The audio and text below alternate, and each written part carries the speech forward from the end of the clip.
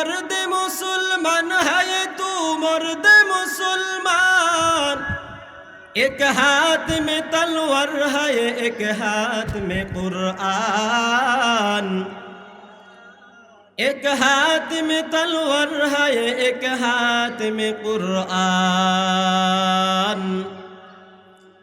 बाजू तेरा तौहीद की कुव्वत से कवी है। बाजू तेरा तौहीद की कुव्वत से कवी है। इस्लाम तेरा देश है तू मुस्तफा भी है। इस्लाम तेरा देश है तू मुस्तफा भी है। ए शिवपुर शांतिराटेर मुसलमान, ए आमार कलिजार टुकरा जुबक भाई, আল্লাহ রাব্বুল আলামিন বলেছেন আমিনু কামা আমানান নাস। ও দুনিয়ার মানুষ সকল শোনো, আল্লাহ রাব্বুল আলামিন বলেছে তোমরা মানুষের মতো ঈমান আনো। নাস শব্দের অর্থ মানুষ। নাস শব্দের তাফসিরে মুফাসসিরিনে কেরাম বলেন এখানে নাস দ্বারা উদ্দেশ্য হলো সাহাবায়ে কেরাম। আল্লাহ জানাইয়া দেন তোমরা ঈমান আনয়ন করো সাহাবায়ে কেরামের মতো। ঈমান আনতে হবে সাহাবায়ে কেরামের মতো ঈমান। সাহাবায়ে কেরামের ঈমান কেমন ছিল? সাহাবায়ে কেরামের ঈমানটা কেমন ছিল? সাহাবায়ে কেরাম যখন ঈমান আনলো,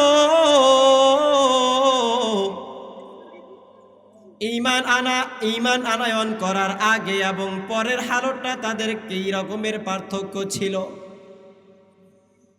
ঈমান আনয়ন করার আগে যত ধরনের খারাপ কাজ ছিল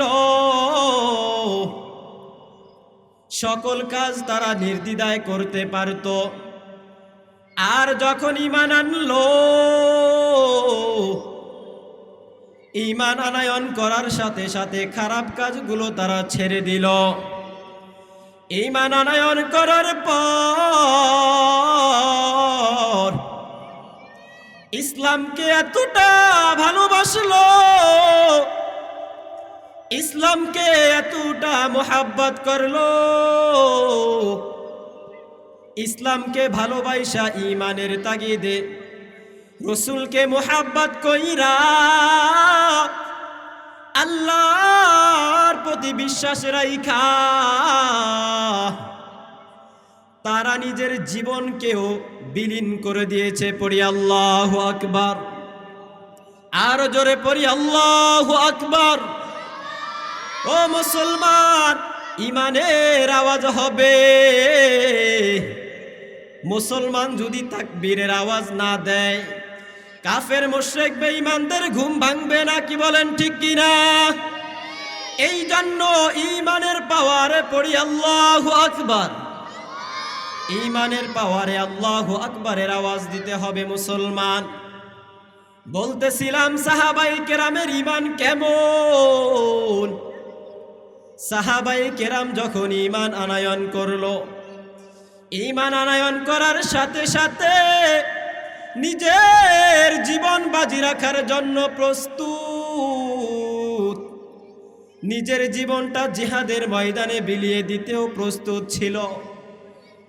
ও শান্তিরাটের মুসলমান, ও আমার পর্দার আড়ালের মা বোনদের দল, ঈমান বড় দামি সম্পদ। ঈমান বড় দামি সম্পদ। ঈমানের তাগিদে সাহাবায়ে কেরাম নামাজ ছাড়ে নাই। ঈমানের তাগিদে গালের দাড়িগুলো কখনো ফালায় নাই। ঈমানের তাগিদে রাসূলের সুন্নাত অনুসরণ কইরা মাথা সব সময় টুপি রেখেছিলেন। ঈমানের তাগিদে রাসূলকে মুহাব্বত করলেন। ঈমান থাকার কারণে এক আল্লাহর প্রতি বিশ্বাস স্থাপন করলেন। ঈমান থাকার কারণে পবিত্র কোরআনকে নিজেদের জীবনের বিধান হিসাবে মেনে নিয়েছেন। ও মুসলমান, ঈমান থাকার কারণে সাহাবায়ে কেরাম ঈমানের এমন পরীক্ষা দিলেন, যেই ঈমানের পরীক্ষার কারণে তাদের ইতিহাসগুলো স্বর্ণাক্ষরে লেখা। তাদেরকে যদি তোমরা ফলো করে চলো, তোমাদের আমাদের সকলের জীবন সফল। যদি তাদেরকে অনুসরণ কইরা নিজেদের জিন্দেগি যাপন করতে পারো গো, তাহলে তোমাদের দুনিয়া সফল, আখিরাত সফল হয়ে যাইবে। ও মুসলমান, ঈমান আনয়ন করার পরে সাহাবায়ে কেরামের হালাত, হযরতে আবু বকর সিদ্দিক রাদিয়াল্লাহু তাআলা আনহু মুসলমানদের ইতিহাসে 40তম মুসলমান। কেমন ছিল আবু বকরের ঈমান? ঈমান আনয়ন করার পর রসুলকে বলে, ইয়া রাসূলুল্লাহ, ইয়া হাবিবাল্লাহ, ওপেনে ইবাদত করতে চাই, কাবার চত্বরে ওপেনে ইবাদত করব। রসুল জানাইয়া দেয় না, এখনো সময় হয় নাই, আরো কিছুদিন যাক, মুসলমানদের সংখ্যা বৃদ্ধি পাক, তারপরে আমরা কাবা চত্বরে ইবাদত করব। ইবাদতের বড় তামান্না, ইবাদতের জন্য বড় পাগল, ইবাদতের জন্য বড় পাগল ছিলেন। আবু বকরের ঈমানের ঘটনা গোটা মক্কাবাসী জেনে গেল। মক্কাবাসী জানার পর আবু বকরের উপরে নির্যাতন, এমন নির্যাতন, আবু বকরকে মারতে মারতে মারতে মারতে কাবা চত্বরে থেতলে দিয়েছে। আবু বকর মার খেয়ে বেহুশ হয়ে জমিনে পড়ে যায়। আবু বকর বেহুশ হয়ে জমিনে পড়ে থাকে। আবু বকর বড় বেহুশ। আবু বকরের মাথায় তেল পানি দেয়।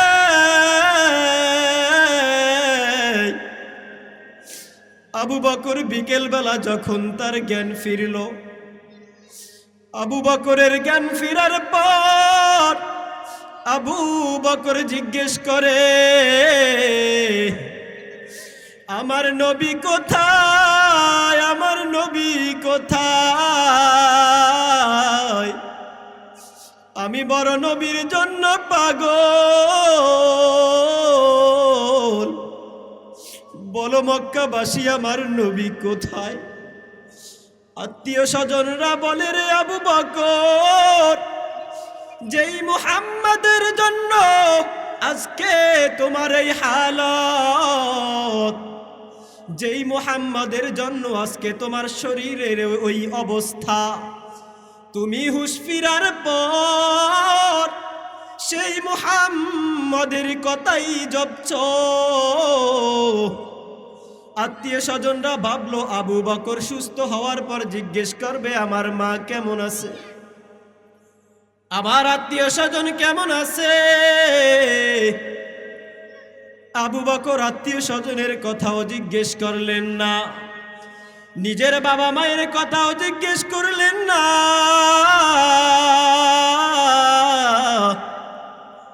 হুঁশ ফিরার পরে আবু বকর জিজ্ঞেস করেন, আমার নবী কেমন আছে, আমার নবী কেমন আছে। ও মুমিন মুসলমান ভাই গো, এই ছিল সাহাবায়ে কেরামের ঈমান। সাহাবায়ে কেরাম ঈমান এনেছেন তো আর ঈমান ছাড়েন নাই। এমন মজবুত ভাবে ঈমান আনলেন, শত্রু পক্ষ যখন তীর মারল, বুক ছিদ্র করে ফেললো, তীর বুক ছিদ্র হয়ে পিছন দিক দিয়ে বের হয়ে যায়। তারপরে ওই ঈমান ছাড়ে না, গরম তেলের ভিতরে ছেড়ে দেয়। তারপরে সাহাবায়ে কেরাম ঈমান ছাড়ে না, প্রচন্ড রকমের শাস্তি দেয়। তারপরে ওই ঈমান ছাড়ে না। জিহাদের ময়দানে শত্রুপক্ষ আঘাত করে, আঘাতের পর আঘাত, যখন নাকি শেষ নিঃশ্বাসটা ত্যাগ করবে, শহীদ হয়ে যাবে, ওই সময় সাহাবায়ে কেরাম চিল্লায়া বলে ফুস্তু রব্বিকাল কাবা, চিল্লায়ার বলে আল্লাহর শপথ,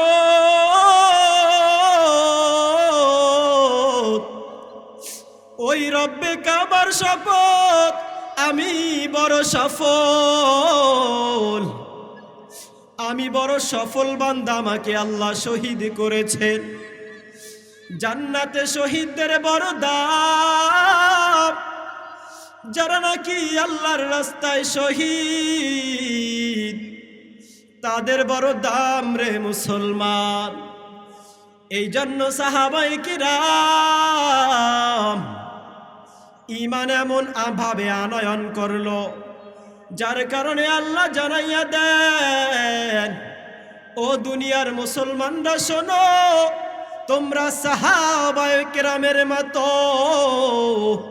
ঈমানকে পাকাপুক্ত মজবুত কইরা দুনিয়ার জমিন থেকে আইসো। আল্লাহ জানাইয়া দেন,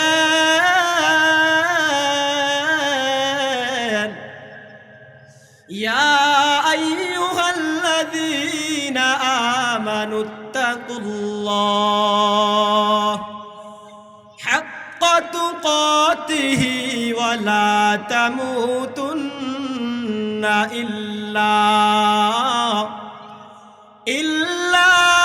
ওয়া আনতুম মুসলিমুন।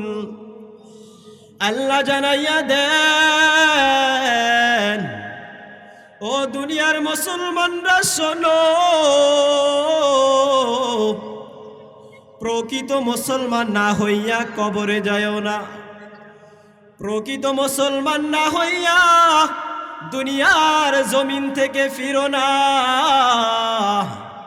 প্রকৃত মুসলমান হইয়া, সাচ্চা মুসলমান হইয়া কবরে যায়।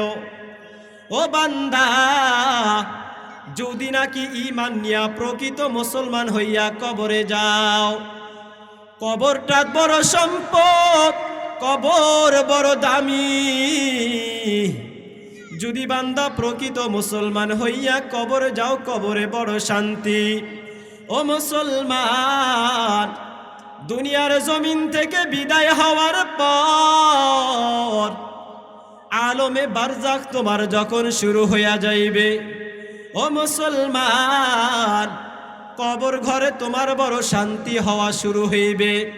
যদি ঈমান নিয়া যেতে পারো, যদি ইসলামকে মাইনা দুনিয়ার জমিন থেকে যাইতে পারো রে মুসলমান, তোমার কবরের জিন্দেগি বড় শান্তির। ফেরেশতারা বলবে, ও বান্দা, নিমকাল উরুজ, নবদুলহার মতো ঘুমাও, আজ তোমাকে কেউ ডিস্টার্ব করবে না রে বান্দা। ও বান্দা, দুনিয়ার জমিনে তুমি আল্লাহর বড় মুহাব্বতের বান্দা ছিলা, তোমার 5 ওয়াক্ত নামাজ ছুটে নাই, তোমার কখনো যাকাত কাজা হয় নাই, তোমার হজ ফরজ হয়েছে, ফরজ হজও কাজা হয় নাই। ও বান্দা, দুনিয়ার জমিনে বড় ভালো আমল করলা, আল্লাহ তোমাকে বড় পছন্দ করতেন, দুনিয়ার জমিনে বড় ভালো মানুষ। ও বান্দা, তুমি দুনিয়ার জিন্দিগিতে ভালোভাবে কাটাইলা, প্রচন্ড শীতের দিনে ঠান্ডা পানি দিয়া উজু কইরা এশারে নামাজ পড়ছো রে বান্দা। প্রচন্ড শীতের দিনে যখন মানুষগুলো ফজরের সময় ঘুমায়, তুমি ঘুম থেকে উইঠা ঠান্ডা পানি দিয়া উজু করলা। ও বান্দা, আজকে তোমার জন্য কোনো ভয় নাই, কোনো পেরেশানি নাই, কোনো টেনশন নাই। তুমি নবদুলহার মতো ঘুমাও, জান্নাতের সুবাতাস আর সুঘ্রাণ কবরে আসতে থাকবে। ও বান্দা, ওই সুবাতাস আর সুঘ্রাণ নিয়া বান্দা ঘুমাইতে ঘুমাইতে কিয়ামত হয়ে যাইবে। কিয়ামত পর্যন্ত বান্দা ঘুমায়, বান্দা কিয়ামত পর্যন্ত ঘুমের ভিতরে কাটাইয়া দিবে। ও বান্দা, কিয়ামত পর্যন্ত ঘুমানোর পর যখন কিয়ামত হয়ে যাবে, হাসরের ময়দান কায়েম হবে,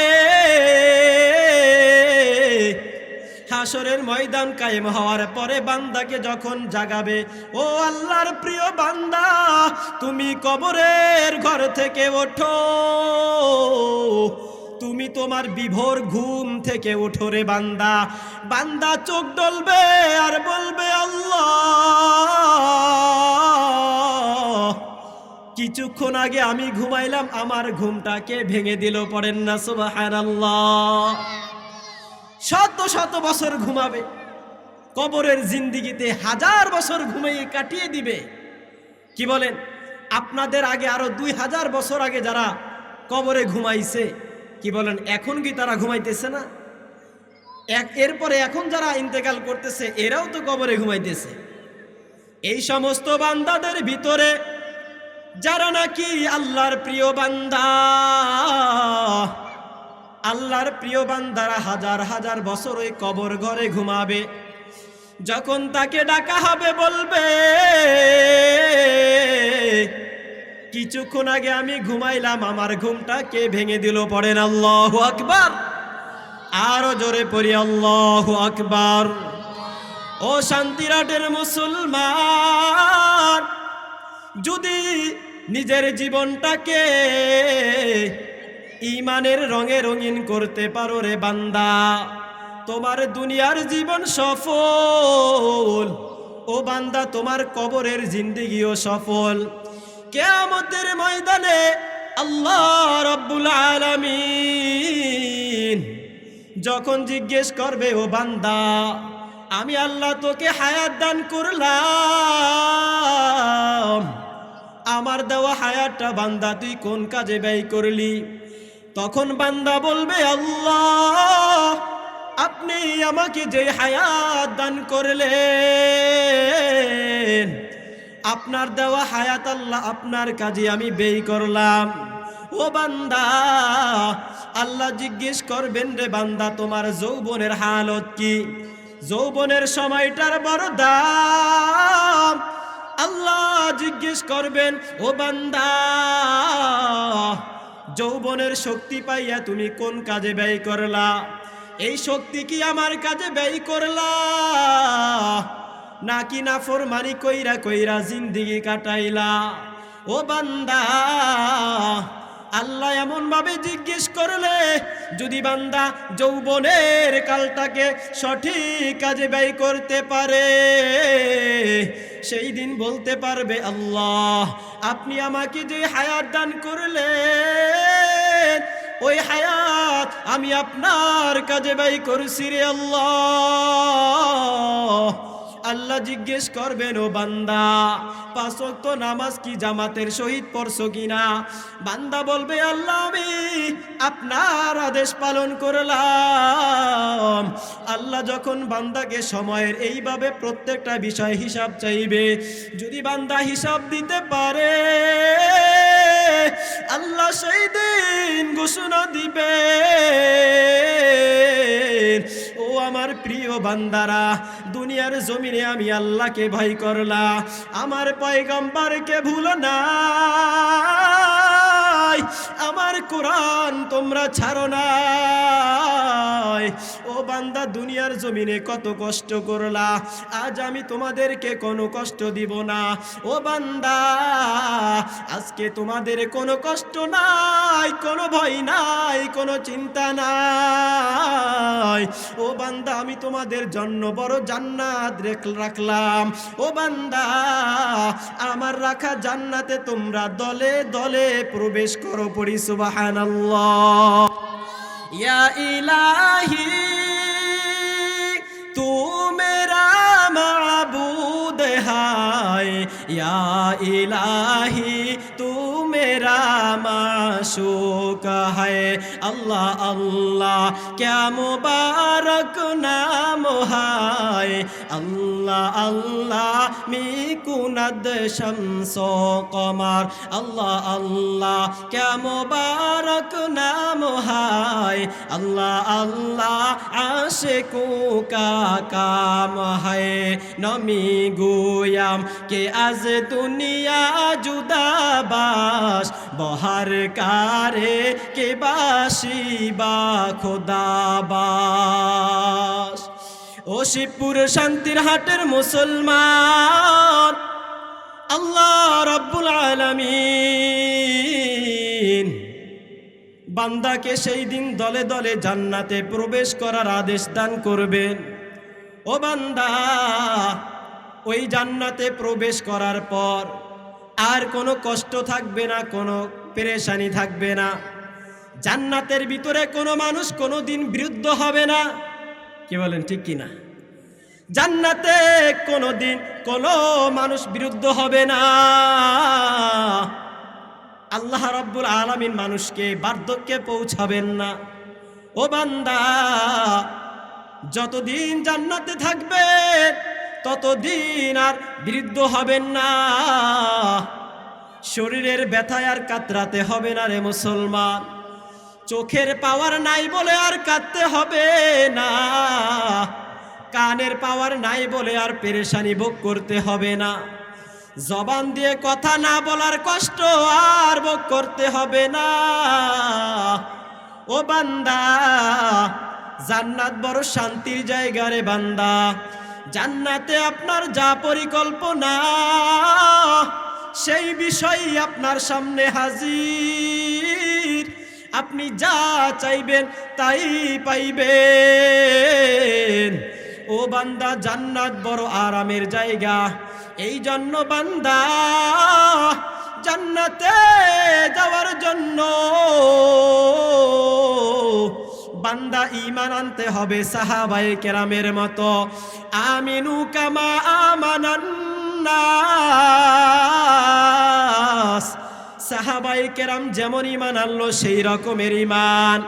সাহাবায়ে কেরাম যে রকমের ইবাদত করলো সেই রকমের ইবাদত কইরা দুনিয়ার জমিন থেকে যাইতে হবে।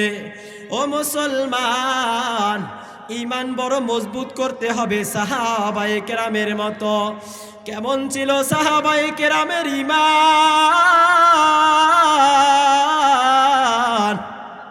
হযরতে ওমর ফারুক রাদিয়াল্লাহু তাআলা আনহু, নাম শুনছি সকলে?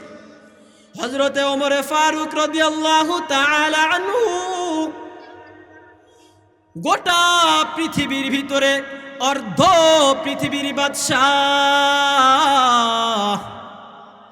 হযরতে ওমর ফারুক রাদিয়াল্লাহু তাআলা আনহু এমন একজন শাসক ছিলেন, পৃথিবীর এক প্রান্ত থেকে যখন ওমরের নাম শুনতো, অপর প্রান্তে কাফের মুশরিক বেঈমানদের কলিজার ভিতরে থরথর থরথর কাঁপুনি শুরু হয়ে যেত। ও মুসলমান, কেমন ছিল ওমরের জীবন? ওমর যখন ইসলাম গ্রহণ করেন নাই, কাফের মুশরিক বেঈমানদের দলের ভিতরে আবু জাহেলের পক্ষ থেকে ঘোষণা, কে পারবে মুহাম্মাদের মাথা আমার কাছে আনতে? কে পারবে মুহাম্মদকে চিরজীবনের জন্য দুনিয়ার জমিন থেকে বিদায় করে দিতে? যে নাকি মুহাম্মাদের মাথা আনতে পারবে তার জন্য বড় পুরস্কার। হযরতে ওমর ফারুক বড় মেজাজি মানুষ, টাগরা যুবক ওমর ফারুক মজলিস থেকে দাঁড়াইয়া বলে, আমি আনবো মুহাম্মাদের মাথা। নাউজুবিল্লাহ কন্যা, আমি মুহাম্মাদের মাথা আনবো।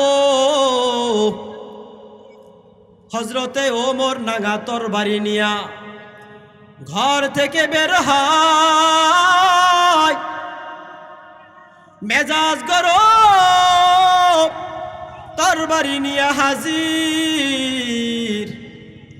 রাস্তার মধ্যে দিয়া তরবারি নিয়া হাঁটতেছে ওমর।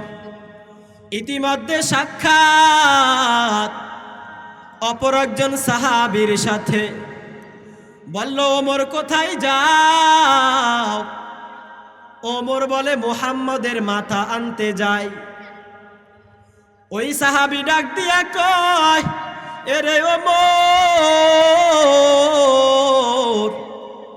মুহাম্মাদের মাথা আগে আনার আগে তুমি একটু তোমার ঘরে গিয়ে দেখো, মুহাম্মাদের কালিমার আওয়াজ তোমার ঘর পর্যন্ত পৌঁছে গেছে।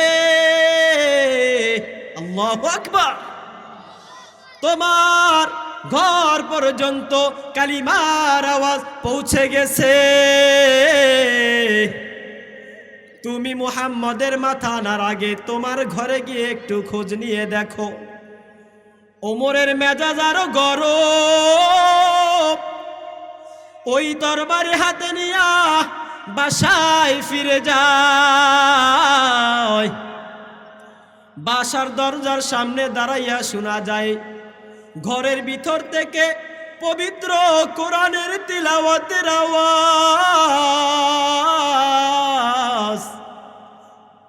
হযরতে ওমর ঘরের দরজায় নক করলো। যখন নাকি ওমরের কণ্ঠ শোনা যায়, কেউ ভয়ে দরজা খোলে না। আজকে ওমরের মেজাজ বড় গরম, আজকে কাউকে রাখবে না। কেউ ভয়ে দরজা খোলে না। সাহস করে ওমরের বোন দরজা খুলল। চিন্তা করলো, ও আমার ভাই, ও আমার শরীরে আঘাত করবে না। বোন সাহস করে যখন দরজা খুলল, দরজা খোলার পর ওমর জানতে চায়, ও আমার বোন, তুমিও কি মুহাম্মাদের ধর্মের প্রতি ঈমান আনলা? কেন তুমি ঈমান আনলা? এই মুহূর্তে তুমি মুহাম্মাদের ধর্মের প্রতি ঈমান থেকে তুমি বিরত থাকো। বোন ডাক দিয়া কয়, এরে ওমর,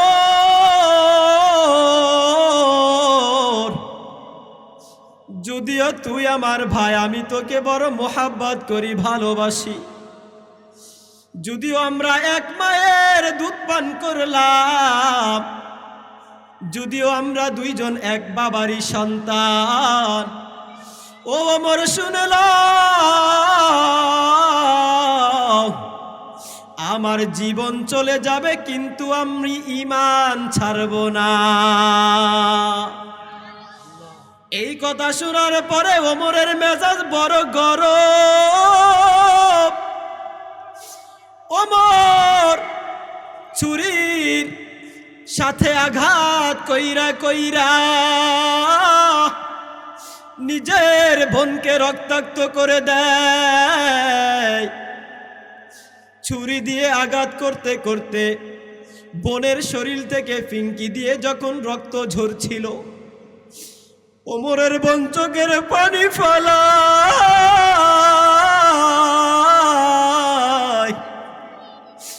আর ডাক দিয়া কয়, রে ভাই, তুই তো আমার কলিজার টুকরা ভাই, তুই কেমন করে পারলি আমি বোন হওয়া সত্ত্বেও আমাকে আঘাত করে শরীর থেকে রক্ত ঝরাইতে কেমনে পারলি রে ভাই? ওমরকে যখন এমন ভাবে বোন কাকুতি মিনতি কইরা কথাগুলো বলে, ওমরের দিলটা বড় নরম হয়ে যায়।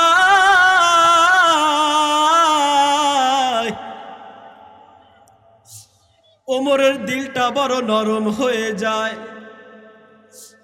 ওমর ওই নরম দিল নিয়ে এখন আবার নতুন ভাবে বলে, আচ্ছা বোন, বলো তো তুমি কি তিলাওয়াত করছো, আমাকে আবার একটু তিলাওয়াত করে শোনাও। তোমার তিলাওয়াতটা বড় মজা।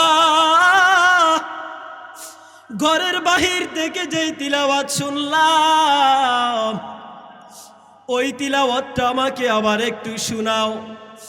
বোন ডাক দিয়া বলে, ভাই, আগে তোমার পবিত্র হতে হবে, পবিত্র না হইয়া তিলাওয়াত করা যাবে না। ওমর ডাক দিয়া কয়, বোন কি করতে হবে বলো। ওমরের বোন বলে, ভাই চলো আমরা শেষ নবী মুহাম্মদ আরবি সাল্লাল্লাহু আলাইহি ওয়াসাল্লামের দরবারে যাই পড়ি আল্লাহু আকবার। ওমরের বোন এই কথা বলার পর ওমর বলল, রে বোন তাড়াতাড়ি চলো, আমার দিল কেমন জানি করে, আমার আর বরদাস্ত হয় না, সহ্য হয় না, দ্রুত আমাকে মুহাম্মাদের কাছে নিয়ে চলো, পয়গম্বরের কাছে নিয়ে চলো। যখন ওমর নবীর কাছে যায়, নবীর কাছে যাওয়ার সময় ওমরের হাতে নাঙা তরবারি, তরবারি নিয়ে ওমর যায়। সাহাবায়ে কেরাম দেখতেছেন ওমরের হাতে নাঙা তরবারি। সাহাবায়ে কেরাম ডাক দিয়া কয়, ও পয়গম্বর, ওই যে দেখেন ওমর নাঙা তরবারি নিয়ে আসতেছে। সাহাবায়ে কেরাম জানাইয়া দেয়, আজকে যদি ওমর আপনাকে যদি আঘাত করতে আসে, আপনি নবীকে যদি আঘাত করতে আসে, সর্বপ্রথম আঘাত আমাদের গায়ে লাগবে। ও পয়গম্বর, আপনার শরীরে আমরা একটা টোকাও লাগতে দিব না, পড়ি আল্লাহু আকবার।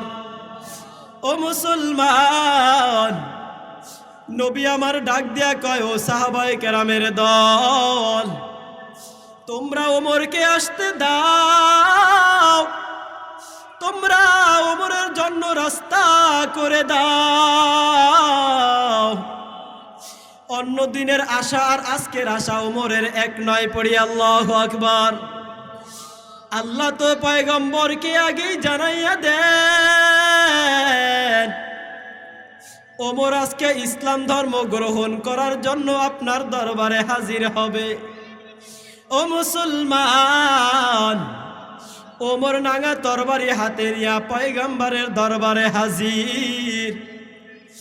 যখন পয়গম্বরের সামনে দাঁড়ায়, পয়গম্বর ডাক দিয়া কয়, ওমর কেন আসলা, আমাকে একটু জানাও। ওমরের হাতে তরবারি, হাতের তরবারিটা থরথর কইরা কাঁপে। নরম সুরে ওমর জানাইয়া দেয়, ও পয়গম্বর, আপনার হাতে হাত রেখে আমি ইসলাম ধর্ম গ্রহণ করার জন্য চলে আসলাম।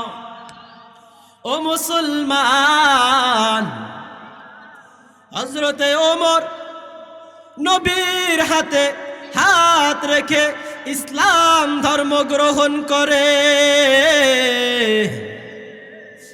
এই ছিল ওমর রাদিয়াল্লাহু তাআলা আনহু, যে নাকি ঈমান আনয়ন করার আগে আমার নবীর মাথা নাড়ার জন্য প্রস্তুত।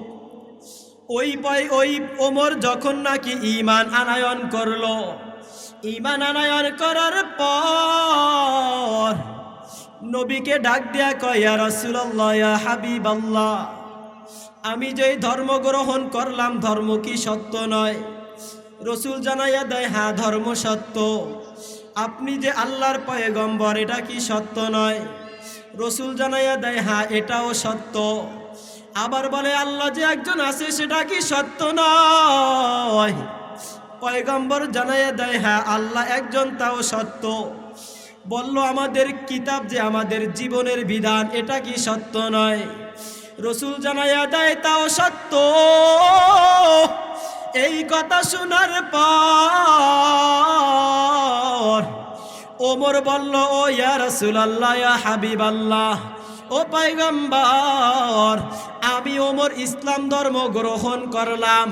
এতদিন ইসলামের কাজ ছিল গোপনে, আমি ওমর ইসলাম ধর্ম গ্রহণ করার পর আজকে থেকে ইসলামের কাজগুলো হবে ওপেনে। ও মুসলমান, ওমর রাদিয়াল্লাহু তাআলা আনহু ঘোষণা দিল, আমি ওমর মুসলমান হইলাম। কেউ যদি তার মাকে সন্তান হারা করতে চাও, কেউ যদি তার সন্তানকে বাবা হারা করতে চাও, কেউ যদি তার স্ত্রীকে বিধবা করতে চাও, আজকে আমি ওমর সহকারে মুসলমানরা কাবা চত্বরে ওপেনে ইবাদত করব। এমন কোন মায়ের সন্তান যদি থাকো, আজকে আমি ওমরের তরবারির সামনে আসো। কেউ সেই দিন সাহস করে নাই ওমরের সামনে দাঁড়াইয়া কথা বলবে। ও মুসলমান, ঈমান আনয়নের আগে কেমন ছিল ওমর? ঈমান আনয়ন করার সাথে সাথে এমন ঘোষণা দেয়, গোটা মক্কা নগরীটা পুরা কাঁপাইয়া দিল ওমর। ও মুসলমান, এই জন্য আল্লাহ বলেন, আমিনু কামা আমানান নাস, ও দুনিয়ার মানুষ, তোমরা ঈমান আনবা সাহাবায়ে কেরামের মতো ঈমান। ঈমান আনলে কি হবে? আল্লাহ অন্য আয়াতের ভিতরে জানাইয়া দেন, ইন্নাল্লাযীনা আমানু ওয়া আমিলুস সালিহাত কানাত লাহুম জান্নাতুল ফিরদাউসি নুজুলা। ও মুসলমান, আল্লাহ পবিত্র কোরআনের ভিতরে জানাইয়া দেন, নিশ্চয় যারা ইন্নাল্লাযীনা আমানু ঈমান আনয়ন করলো, ও দুনিয়ার মুসলমানরা শোনো, দুনিয়ার জমিনে যেই সমস্ত আমার বান্দারা ঈমান আনলো, আমি আল্লাহর প্রতি বিশ্বাস করলো, যারা নাকি ঈমান আনয়ন করলো, ঈমান আনয়ন করার পর নেক আমল করলো, ওয়া আমিলুস সালিহাত, এক নম্বরে আল্লাহ বলেন ঈমান, দুই নম্বরে আল্লাহ বলেন ঈমানের সাথে সাথে নেক আমল।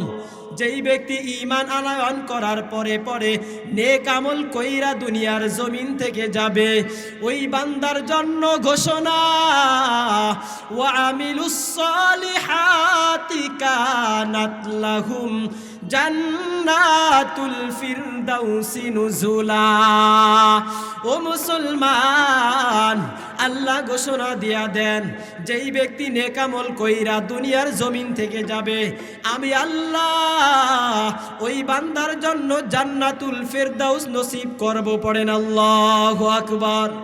ও মুসলমান, আল্লাহ রাব্বুল আলামিন যতগুলো জান্নাত বানাইলেন, তার মধ্য থেকে সবচাইতে বড় জান্নাতের নাম জান্নাতুল ফেরদাউস। যেই ব্যক্তি ঈমান আনয়ন করার পর আবার নাকি নেক আমল করবে, ওই বান্দাকে আল্লাহ রাব্বুল আলামিন জান্নাতুল ফেরদাউস দান করবে। ও মুসলমান, এই জন্য নেক আমল করার তামান্না অন্তরে থাকতে হবে। কেমন তামান্না জানো? যেমন তামান্না ছিল সাহাবায়ে কেরামের। সাহাবায়ে কেরাম বড় আমলের পাগল ছিল, আমলের জন্য প্রতিযোগিতা করত, কার চেয়ে কে বেশি আমল করতে পারবে। তো টুকটাক যে কথাগুলো কোরআন এবং হাদিসের আলোকে বলেছি, এই কথাগুলোর ভিতরে যেগুলো ভুল হয়েছে, আল্লাহ রাব্বুল আলামিন আমাদের ভুলগুলো ক্ষমা করে দিয়ে আমাদের সহি কথাগুলোর উপরে প্রথমে আমাকে এবং আপনারা যারা শ্রোতা ছিলেন, আল্লাহ রাব্বুল আলামিন উভয়কেই এই কথাগুলোর উপরে আমল করার তৌফিক এনায়েত করুক। সকলে পড়ি আমিন। ওয়া আখিরে দাওয়ানা আলহামদুলিল্লাহি রাব্বিল আলামিন। আসসালামু আলাইকুম ওয়া রাহমাতুল্লাহি ওয়া বারাকাতুহু।